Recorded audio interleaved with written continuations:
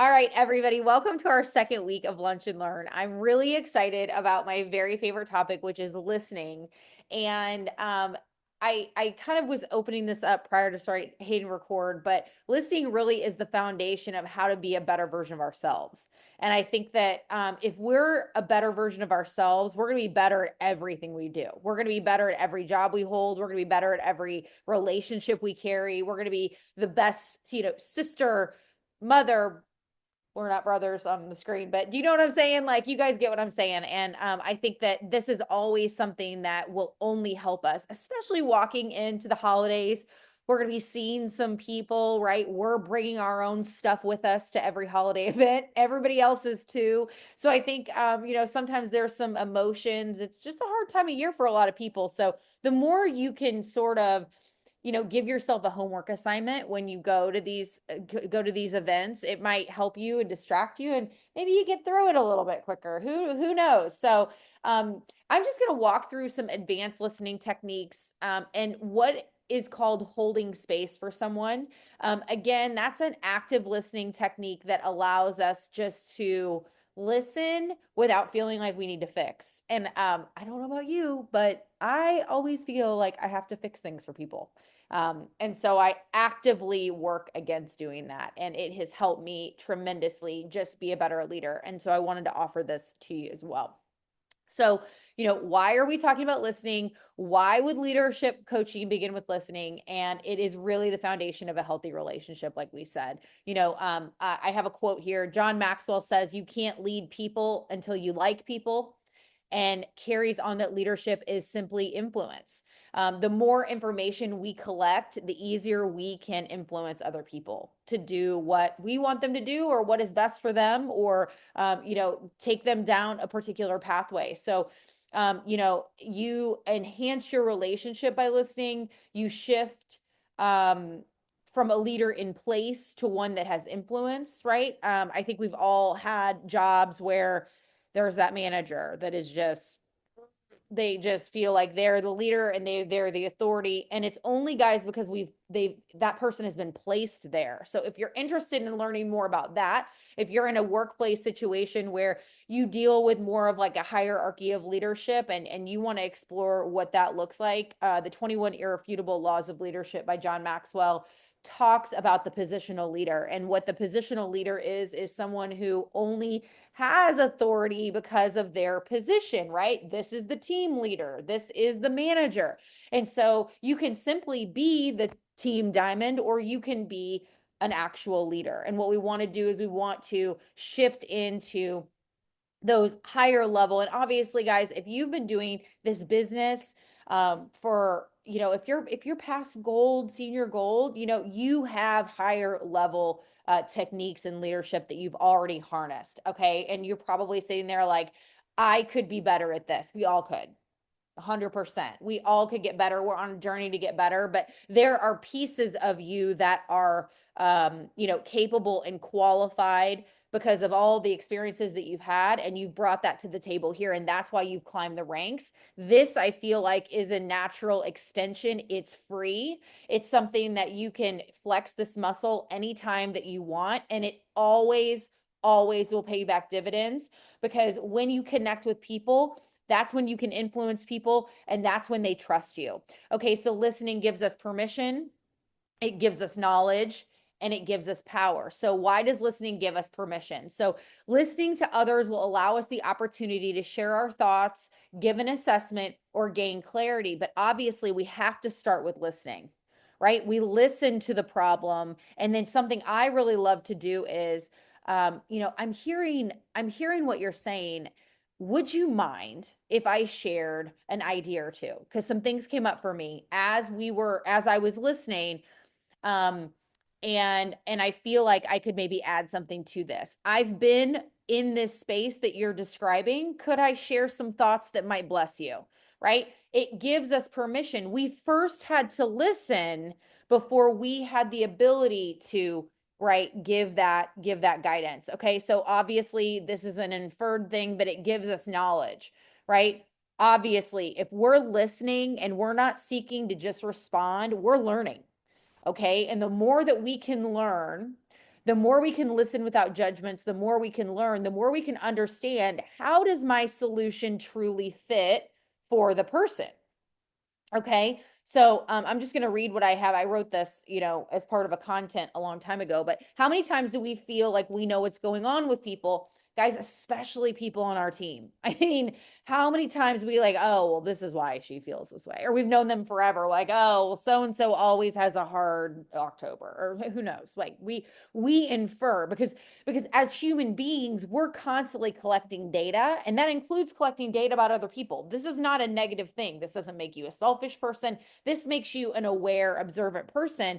But I think what happens is because we feel like we have historical situational knowledge about the person, we don't allow ourselves to be present the way that we could if we just said, this is what was going on last time, but I'm going to listen in and I'm just going to ask, right? I'm just going to try to get as much knowledge as I can.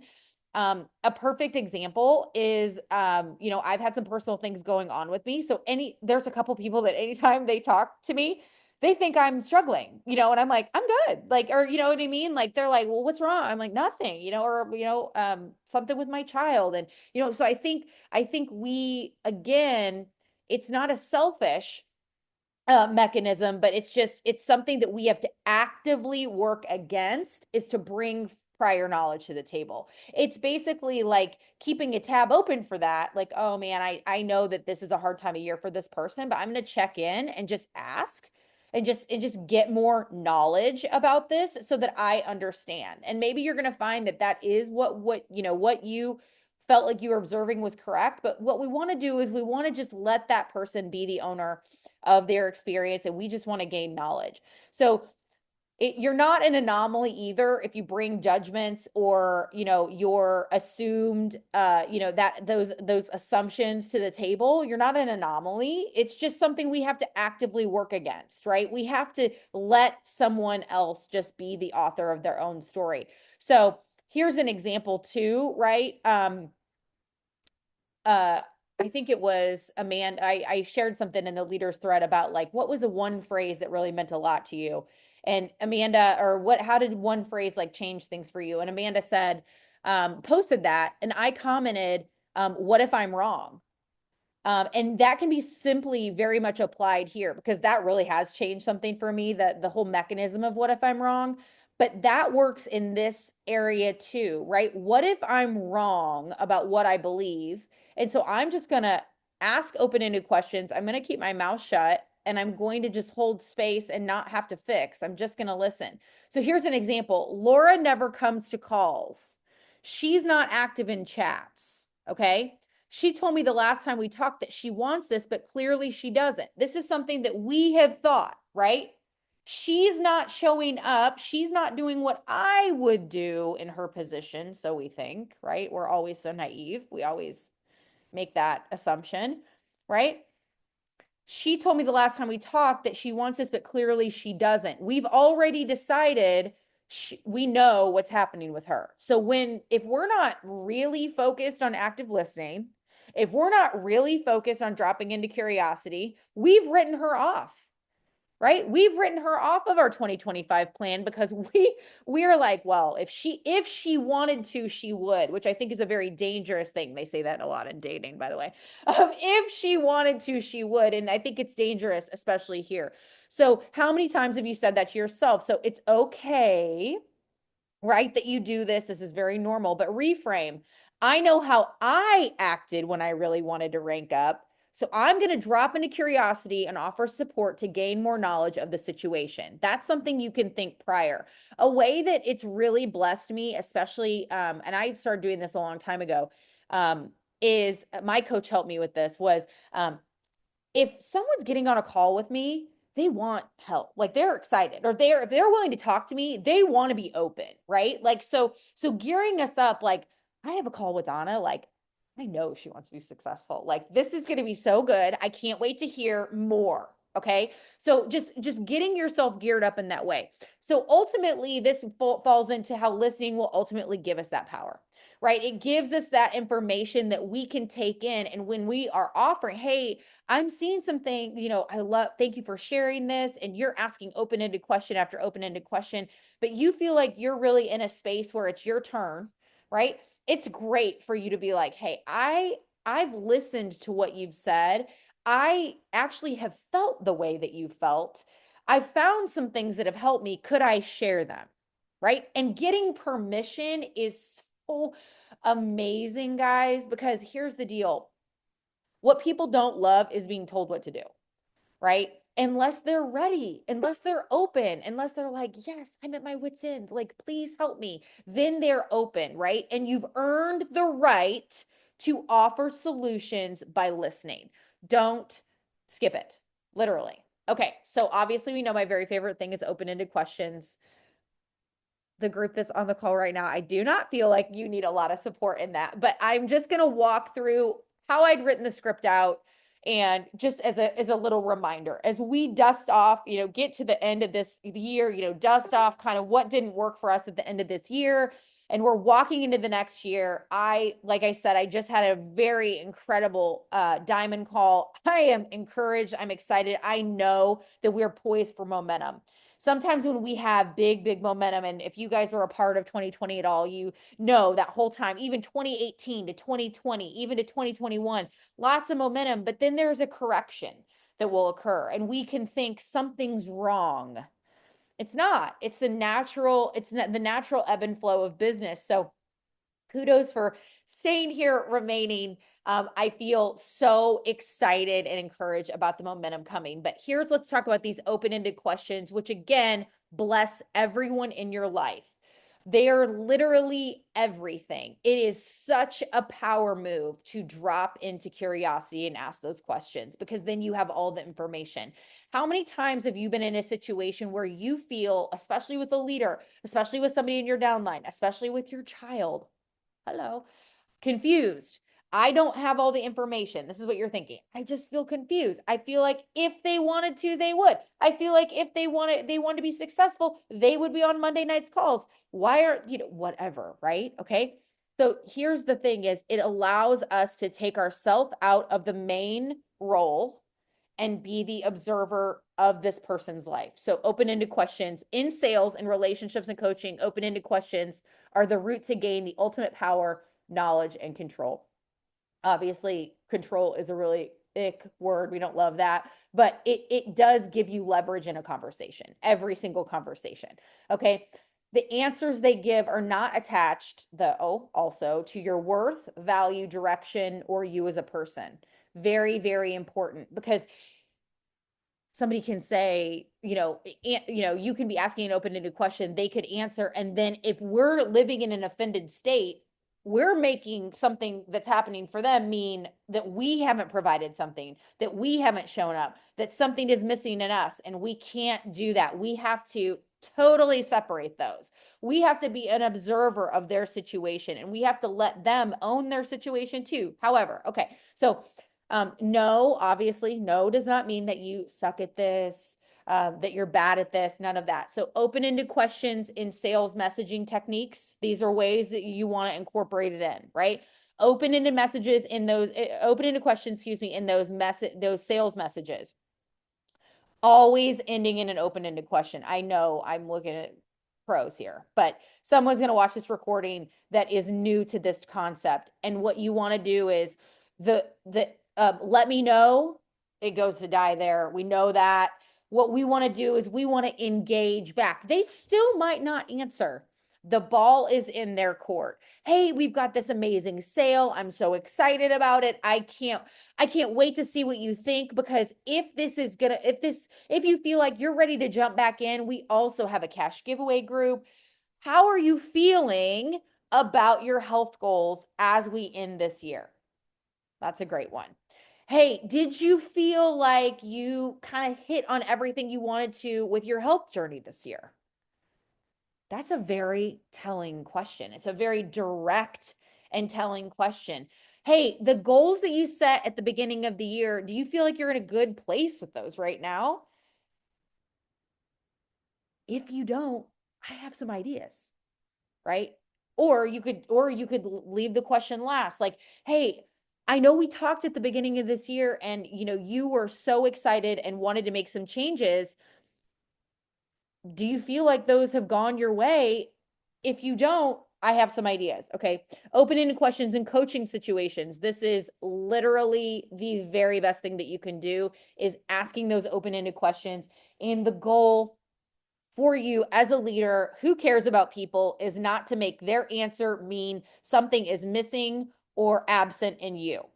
Okay. As much as we are their leader, as much as we are their coach, they have to own their part. Okay. So you can only check in with, how did I show up? What did I do? Maybe they answer something and they're like, well, I can't give a good example. Well, I don't really know what to post.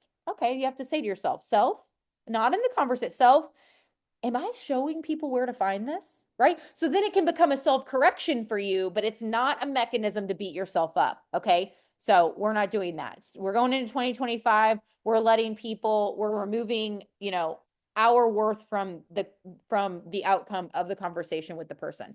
Open-ended question in relationships. I truly feel like this could like save marriages. And I know it, well, I'm good for this because I had a divorce. So I'm telling you, I did not do this. I was not an active listener. I was an offended human being. I think he would say the same thing. So even relationships, friendships, we think they didn't do this. This is how they feel about me. And we know that's probably not true, right? So if we can get to a place where we can just ask these questions like, hey, I noticed that, you said that you were going to call me back and I didn't hear from you. I miss you. Are you doing okay? Oh my God. They go into a tailspin. They're like, I knew I was forgetting something. Something's wrong with my hormones. I'm feeling sad. Like, yeah, like it's not about you. Their estrogen's off. Like, let's give them some grace, right? Just like we want to give ourselves grace. All right. Less you, more them. Less you, more them, right? Whenever we feel a great time to shift into this is when you feel triggered. When you feel triggered by somebody, that's a sign for you that you need more information. That's a sign. Okay. All right. So, and ask yourself, this was a prompt I wrote before. How successful would I be if I could ask questions and not make the answers mean anything about me? How would I drop into solutions if I didn't think what was going on with that person meant something about me? It's a great space to even start this with, right? How successful would I be if I could ask questions and not make the answers mean that I did something wrong? Beautiful. All right. So further, I share the reason you struggle in leadership is simply because you think it's hard. This is another thing, right? How many times are we struggling with something that we tell ourselves is hard? Yes, it's hard. You've told yourself it's hard, so it's hard. I give this example forever, okay? But I would tell myself all these things about spreadsheets and numbers, and they were hard and they were above my head and I love them. They're not that. I had to put myself in a situation where I could get excited about it. I could find solutions in it. And then all of a sudden I'm like, oh my gosh, we're just going to run the numbers and we're going to be able to help so-and-so rank up. We're going to run the numbers and we're going to help so-and-so sweep the contest. And I think that is just a really great way for you to shift with this entire topic. So, another thing that you guys know how I feel about the Enneagram. The Enneagram is not excuses on bad behavior. It is a collection of data for you. You guys know I've done this a couple times. Do a giveaway. Hey, everybody in my thread. Hey, everybody in my team page. Take this quiz. Drop your comments about what your Enneagram is. Someone's going to win a t-shirt. Okay? It is the greatest tool, and it was the beginning for me of more studying people, helping them get excited about the strengths they bring to the table. Because here's the thing, you cannot change who this person is, but like what I would do is, if I knew their Enneagram, I would go into Instagram and I would like those little pictures. I would kind of look and be like, oh, this person really likes, adventure. This person doesn't like things that are boring. This person, really loves to feel loved. It's good information. It's not that we're changing you as the leader. We're not changing them. It's understanding what's important to them so that if you offer the information in a way that's digestible for people, it can be very helpful, right? If you can make something fun, right? If you can, because I think that sometimes the reason that we are not doing this is because it has stopped feeling fun. And how can we make it feel fun, right? We always can find that inside of us, but making it, I love people, so that's fun for me. I love learning about people. I love talking to people. I love that. Others will feel differently. And so there is a way to make everybody connect to this. And especially like, for example, someone who's not coming to the calls, you think if they cared about it, they would do XYZ, but that might not be even like resonating to them. They're like, oh, no, I told you I wanted to do it. And their actions aren't connected to their intention, right? And we're all so different. And that's why these open-ended questions are so super powerful, because it's like, and I think it's okay, even if you're in these training, or even if you're in a coaching with somebody and you're like, I noticed that you said that you wanted to do XYZ. Has anything changed with what you want for this business? No, they're going to tell you, oh my God, no, I'm so excited. I just feel unequipped. I feel like I'm not good. I feel like I don't know what to do. You asked the open-ended question. Now you know how to show up exactly for that person. But before you leaned into your skill and dropped into curiosity, you were making assumptions, believing this person needed to get written off and they're not getting a Christmas card from you anymore. Right? Oh, they're out of my team. Like they don't want it. Okay. But then you ask them a question and you're like, oh wow, they want this. They just are afraid to post. Well, if we know somebody's afraid to post, right? If we don't assume that they're not interested because they're not posting, and we ask, hey, I noticed that you're not, we kind of talked about this and we laid out a game plan. I noticed that there hasn't been any action. I want to come to you and say, how are you feeling now about things? And they're going to be like, yes, I know what our plan was, but I am shaking in my freaking boots about putting something on social media. And you're like, oh my God, that's it? And they're like, yes, I'm so afraid. And you're like, I understand. I have felt that way. What if we work on it together right now and we put a post up together right now? You have listened to them, you've dropped into the weeds with them, you've solved the problem, and you've shown them that they are still valuable, even if they're not doing what you say to do, right? Because there's a million different ways to work this business. Sometimes people are going to be all about social media, and sometimes people are going to be that quiet, dark horse, killer in those private messages, and they're going to connect you with a bunch of people, or they're going to love to get on the phone. And it doesn't have to look a certain way. Okay. So just know that. All right. Here are some probes for open-ended questions. If you guys want to write this down, I can also share these notes with you if you want to you do this call yourself down the road for your teams. Here are some great just probes, right? Help me understand, right? How do you envision blank, right? I want to go Ruby in 5 minutes. Oh, I love that. How do you envision that happening? Right? What's the outcome you're looking for with your products right now? What's the outcome? This is a great thing to ask when people get started on the products, because what they want to drop 50 pounds in 52 seconds, right? Okay. Hey, oh my God, I love that you want to lose this amount of weight. Or what is the outcome you seek? What are you looking for first? I always say that, because here's the deal, especially when somebody comes with a laundry list. They're not sleeping. They're sweating all the time. They are moody. All the things, right? Especially women in our particular age group. Lots of things are going on, especially if they've never focused on their health. So, hey, what are you looking for first? What's the most important thing for these products to hit for you? Right? What we want to hear is energy. We want to hear sleeping better. We can do those fast, right? Get them on a sleep gummy, Mega X, and a Slim. They're out like a light, right? We know how to do it. So the more we ask, the easier it is to show up for what they need first. Um, this is obviously the internet came up with this. So we can find a gentler, less, weird way to say this, but what other strategic alternatives did you consider? Right. So that feels non-applicable. So we'll just move on. Tell me more about this, right? Oh, tell me more. Like these products don't work. Oh my gosh, tell me more about that. Tell me more about what you mean. Well, I took it for 2 days and I got more bloated. Oh my gosh, I get it. You know what? We need to tweak. And I'm sorry if I did not say this at the beginning, but we really need to plan on talking every day when you're doing gut health. Are you open to talking to me every day? So just by asking that and getting curious about their situation instead of feeling offended, 2015, 16 Sadie was offended about everything and I like hated every conversation. So I would never ask these questions.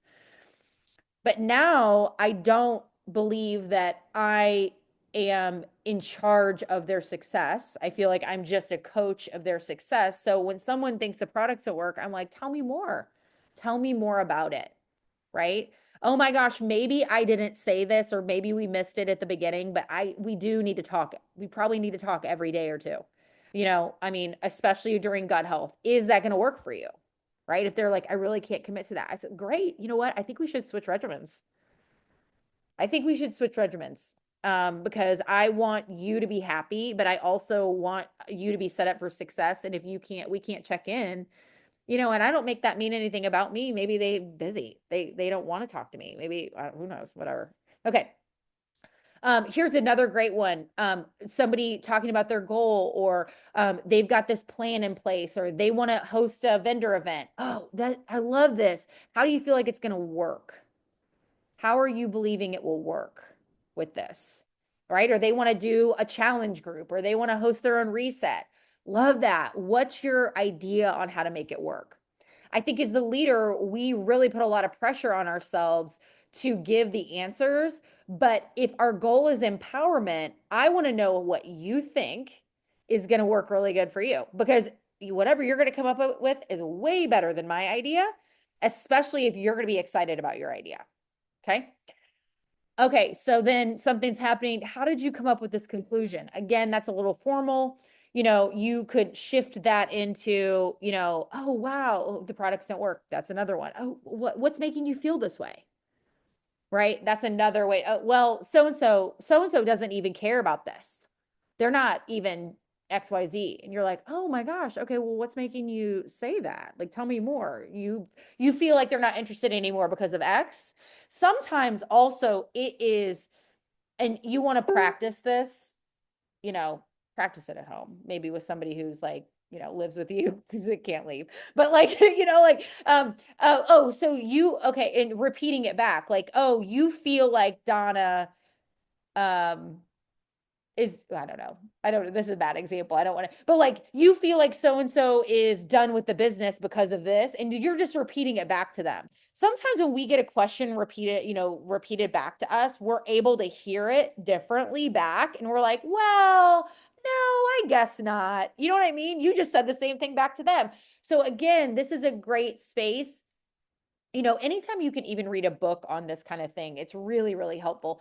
So I'm going to end with this. This is, we have a part of our business where we obviously humans are the biggest part of our business, right? Human beings and their feelings and their experience, and really, really can't tell people their experience did it happen. We don't want to do that. Sometimes it's appropriate to just hold space. Okay. Holding space is different than active listening. Okay. Holding space is not feeling like you need to fix anything. And you'll recognize quickly sometimes when you feel like you are going to be in an active listening scenario and then someone just crumbles, right? Or they've gone through something really terrible or something feels really big to them. And you feel like, hey, I'm getting the cue that the best thing for me to do right now is just to hold space.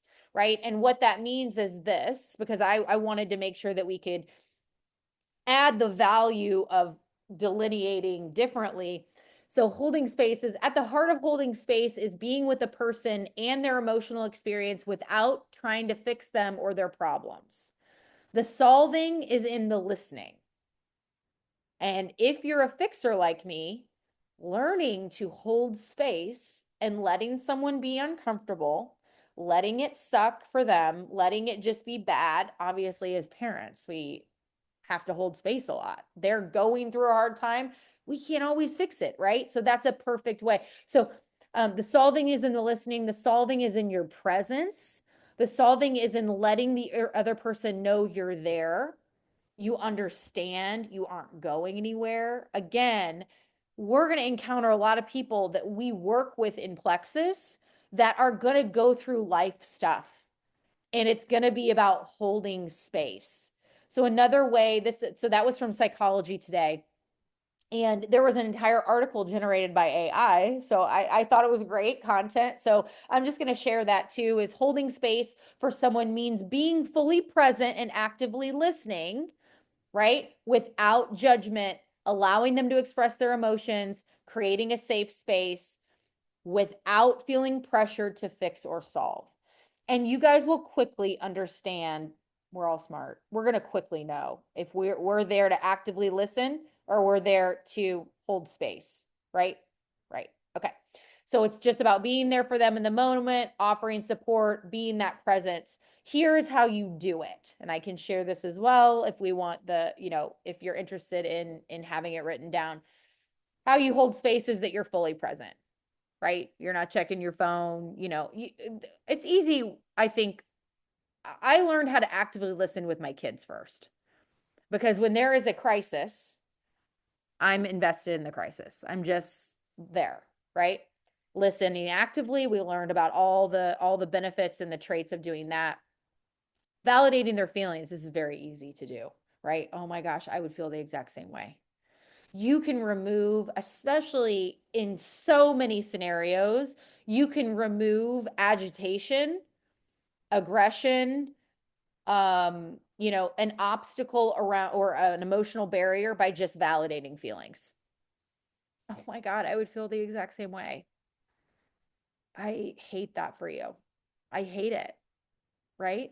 And you love this person, so you hate it. This isn't a fake thing we're doing. This is just a skill where we don't have to do anything. We're just going to love them. Validating their feelings, avoid giving advice unless they ask, right? They might come at the end. You might just be holding space for them. And then at the end, they're like, so what do I do? And then you're like, okay, that's your cue, right? But you let them tell you. Maintaining that non-judgmental attitude. It's so easy to judge people. It's a very human being thing to do. Just actively work against doing it, right? Being open to uncomfortable emotions. This is why we're fixers. We don't want anyone to struggle. We're like, no, we're going to fix it. We're going to go do this. We're going to go build you a new house. We're going to go, I don't know. And, but we don't have to. Sometimes we can just it's a skill that we get, we learn so much by not fixing, even though we want to. And so again, you're detaching your worth from the solution, right? Because your worth isn't in providing a solution. Your worth is being present in this scenario, right? Obviously, using supportive language. I hear you. That must be tough. It's okay to feel this way. I would feel that way too. A lot of saying to somebody, I would feel that way too, that is a freaking normalizer, right? Because a lot of times, especially if we grew up not accessing our own emotions or not having those emotions acknowledged on any level, we're making it work. We're trying to figure it out. And I know sometimes I'm like, am I okay? Like, somebody tell me I'm okay. Is this weird for me to feel this way? How many times am I like, is that weird that I feel this way?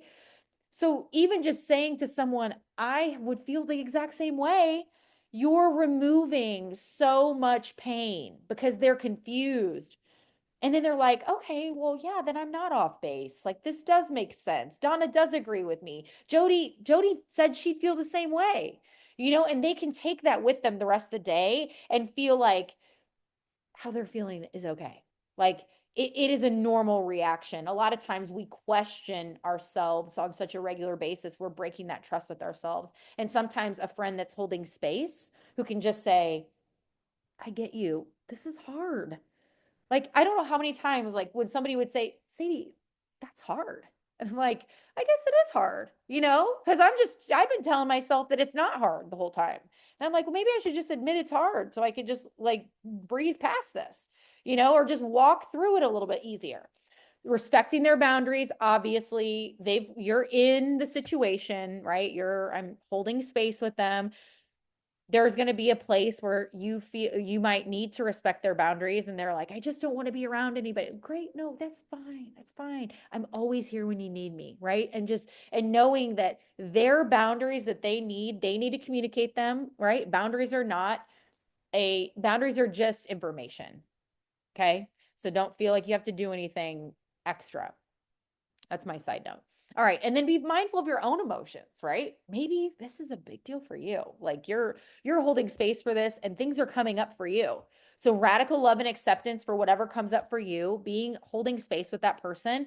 And then when you walk away, how many times, I mean, I'll tell you guys, there have been coaching sessions that I've been in that have been really, really difficult things came up for me, right? And so you have to walk away and give yourself space and kind of cleanse it yourself and address that yourself because that's just how we stay in tip-top fighting shape for ourselves. All right, key points to remember about holding space is it's not about fixing the problem. Got to be patient, right? If you're somebody that struggles with patience, I love when I love when I get to hold space for someone because I show myself that I can be patient, right? I'm more focused on holding space for the person than I am on my own impatience, but remembering that it does require patience and it does build trust, right? Again, everything we've talked about today is such a trust builder. I don't look at my friends and say, wow, I trust them so much because they always give me the answer. I trust them so much because they're always there for me. They always validate my experience, right? Obviously, if it's a dangerous or illegal, we're not going to validate them. But just if this is a human experience and they're having it, I love talking to Dawn because she always just lets me feel how I'm feeling and she just lets me talk, right? I love that, right? And just knowing again, it's that uncomfortability. We as human beings who are sometimes uncomfortable with being uncomfortable, we want to fill space. We want to fill space. We're like, oh, don't. This is a practice for you and it's a trust builder with them and it's very productive time. Okay. All right. So here is our challenge. Just being aware of 3 opportunities to use open-ended questions today, right? Being aware of where, you might get to, or maybe you guys, sometimes I made this is like obviously like mild low-lying anxiety. I like play out like conversations I've had, and I'm like, I could have done this. This is a place where you can go back always and engage. Like, if you ended a message, you're like, let me know. Okay, they didn't let you know because they're doing their own life, right? Then this is a perfect time. You can go back and be like, hey, I wanted to come back and ask another question, blah, blah, blah, blah, blah, right? You've just opened it back up just by being curious about their experience. And I love that. So creating 3 opportunities to use open-ended questions with your team or your customers. The other thing that's great is doing it at home. Doing it at home. We take advantage is a really poor way to say it, but we're around these people all the time and sometimes we feel like we just infer a lot, we just ask them. So, hey, you told me you had a big presentation. Like, how did that feel? Like, what were you feeling before you did it? I don't know that I've ever asked you that. And they're going to love it. They're going to feel delighted that somebody is interested in them. And it's always a good use of your time. So, all right, that is all. I'm going to stop recording.